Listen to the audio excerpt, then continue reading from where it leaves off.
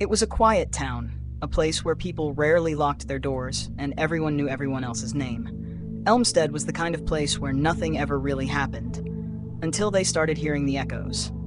It began on a Thursday evening. Diane, a local journalist, was walking home from the diner after meeting a source for her next piece.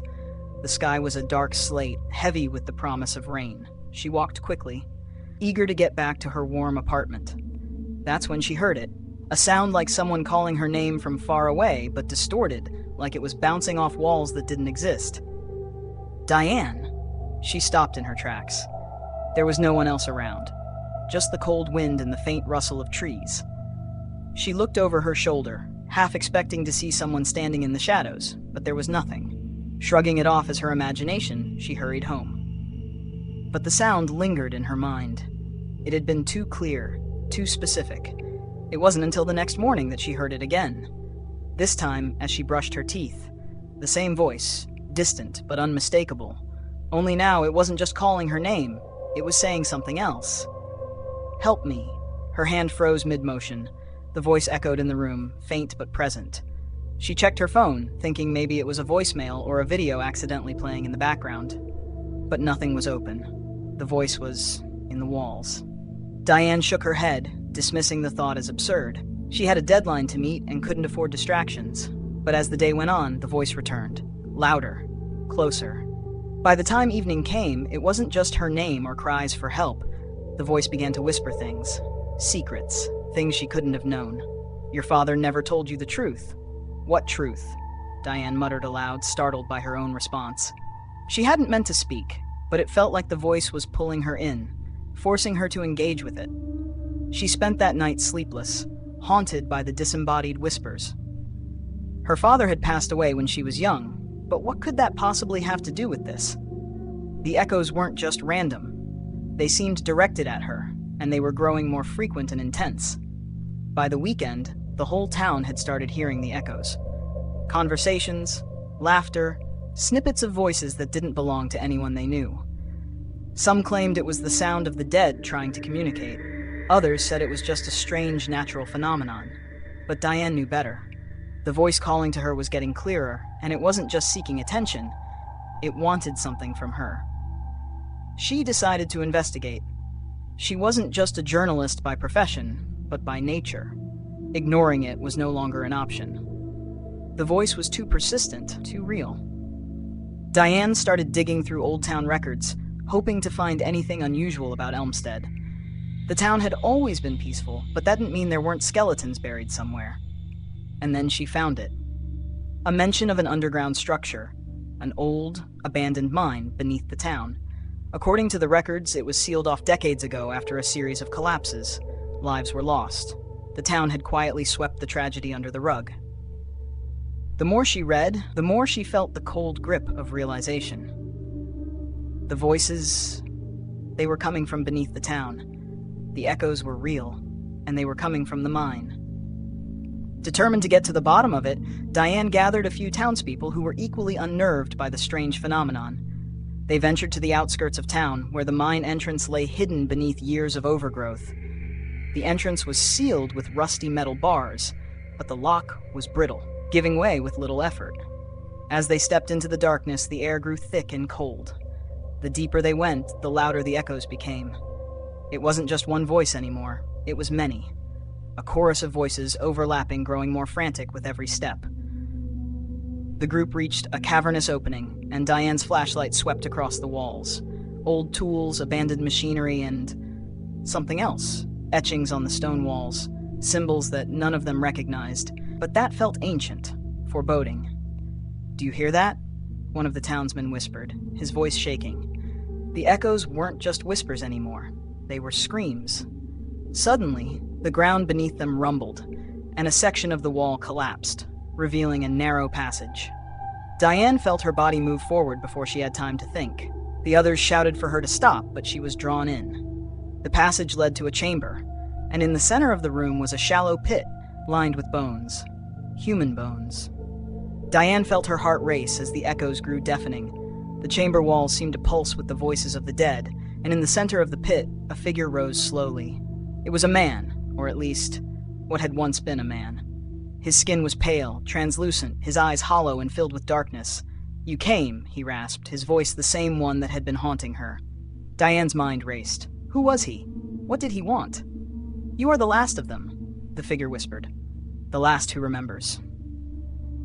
Remembers what? Diane's voice broke as she took a step back, feeling the oppressive weight of the room closing in on her. "The pact," the figure replied, his form flickering like a dying flame. "Your father, he made a deal, and now it's your turn to fulfill it." Diane felt the ground give way beneath her feet, the voices swallowing her whole. As she tumbled into the darkness, the last thing she heard was the sound of her own voice echoing back at her, distorted and twisted, as if the mine had claimed her as its own.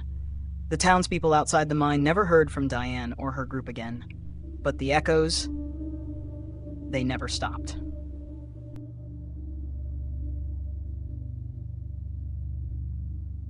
The town of Elmstead was never the same after that night. Diane's disappearance, along with the group that had gone with her, was whispered about in hushed tones.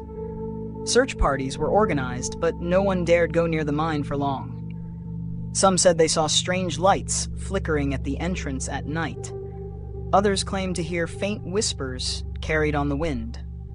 But those were just rumors, they said, or at least that's what people told themselves to sleep at night. Weeks passed, then months. The echoes, however, grew louder. What had once been a rare occurrence turned into a nightly torment for the townspeople. The voices no longer whispered, they demanded.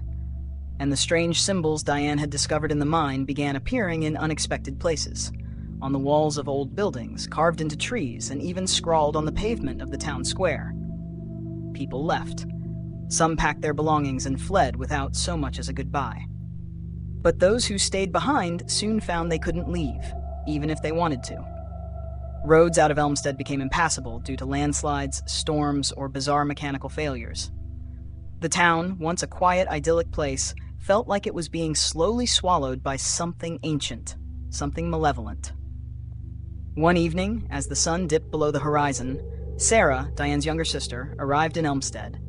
She had come to investigate her sister's disappearance, determined to find the truth.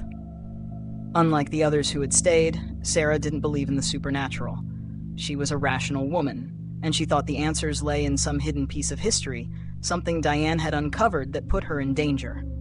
The mine, the echoes, the strange happenings, there had to be a logical explanation. Sarah made her way to Diane's apartment. It was exactly as her sister had left it. Papers were scattered across the desk, old records about the town and its history. One document stood out, an old map of the underground mine system. But something else caught her eye. On the map, there was a section marked with a red circle, an area Diane hadn't mentioned in any of her notes. It was deeper than where her group had gone, beyond the chamber with the bones. The next day, Sarah decided to go to the mine alone, determined to follow the map to this hidden section. Armed with a flashlight and a recorder, she descended into the darkness. The echoes were immediate, growing louder with every step. They seemed to know she was there, calling her by name, twisting her memories with fragments of Diane's voice. "Sarah, come closer." The air grew colder as she ventured deeper, her breath visible in the narrow beams of light. The walls were damp, and the ancient symbols seemed to glow faintly in the dark. She followed the path on the map, through narrow tunnels that twisted and turned in ways that made no sense. The deeper she went, the more the walls seemed to pulse, like the mine itself was alive, waiting for her. At last, she reached the section Diane had circled. It was another chamber, but this one was different. The walls were smoother, almost like they had been carved by something unnatural. In the center of the room was a large stone slab, covered in symbols and strange markings. Sarah approached cautiously, her flashlight trembling in her hand. Then she saw it. Etched into the slab was her family name. She traced her fingers over the cold stone, a chill running down her spine.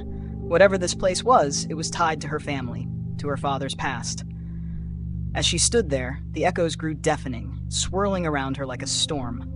A low voice, not quite human, echoed through the chamber. "You can still undo the pact, but the cost will be high." Sarah's heart pounded in her chest. She didn't understand what the voice meant, but she knew this was what Diane had been searching for. Her sister had uncovered something terrible, something tied to the pact her father had made. "Show yourself," Sarah demanded, her voice echoing back at her. For a moment, everything went silent. Then from the shadows, the figure emerged. It was the same one Diane had seen, the man, or what was left of him, pale and translucent, with hollow eyes that burned with an ancient darkness. "The pact must be fulfilled," he whispered. "Your father's debt now falls to you." Sarah stepped back, her mind racing. What debt? What could her father have possibly done to bind their family to this cursed place? "You can end it," the figure rasped, "but you must choose." The ground beneath her began to tremble and the walls seemed to close in. She was running out of time. The figure pointed to the slab, and there, in the center, was a small indentation, just big enough for a human hand. "Place your hand and take the burden, or leave and doom the town to the echoes."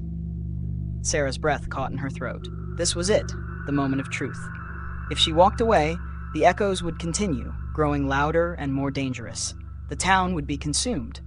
But if she took the burden, what would that mean for her? She glanced down at the slab. The voices around her grew more frantic, pleading, begging for release. Her hand hovered over the indentation. The air felt thick, oppressive, as if the mine itself was waiting for her to decide. In that moment, Sarah made her choice. With a deep breath, she pressed her hand into the stone. The ground stopped shaking. The voices ceased. For a brief, terrifying second, everything went silent. Then the figure smiled. "You are bound now." Sarah tried to pull her hand away, but it wouldn't move. The stone seemed to ripple like liquid, and her hand was swallowed by it. Panic surged through her as she felt something cold and dark seeping into her skin, into her very soul. The echoes began again, but now they were inside her, growing louder and louder until they drowned out her thoughts. She had taken the burden, just as her father had. And now she understood. The pact was never about saving the town. It was about keeping the darkness contained. The last thing she saw before the mine swallowed her whole was the figure, fading back into the shadows, his hollow eyes burning with triumph. The echoes continued.